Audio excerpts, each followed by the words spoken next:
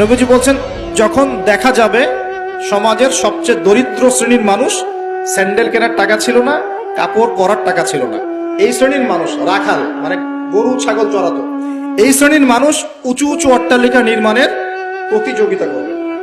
ভালো করে বোঝেন, নবীজি বলছেন না ধনীরা, সমাজের ধনীরা অট্টালিকা নির্মাণের প্রতিযোগিতা করবে, নবীজি এই কথা বলছেন না হাদিসে। নবীজি বলছেন সবচেয়ে দরিদ্র শ্রেণীর মানুষ, রাখাল শ্রেণীর মানুষ, স্যান্ডেল নাই, গায়ে জামা নাই, এরা উঁচু উঁচু অট্টালিকা নির্মাণের প্রতিযোগিতা করবে। করছে কিনা? কিভাবে সম্ভব এই শ্রেণীর মানুষের অট্টালিকা নির্মাণ না নির্মাণের কম্পিটিশন করা কিভাবে সম্ভব? এক, সুদের মধ্য দিয়ে; দুই, করাপশন দুর্নীতির মধ্য দিয়ে; তিন, অন্যের সম্পদ আত্মসাৎ করার মধ্যে।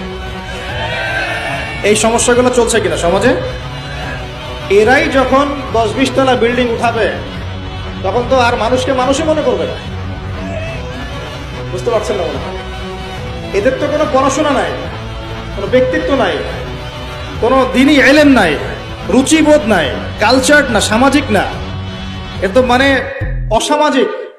এরা যখন, এদের হাতে যখন আপনি সম্পদ চলে যাবে, এরা তো সাধারণ মানুষকে মানুষই মনে করবে না।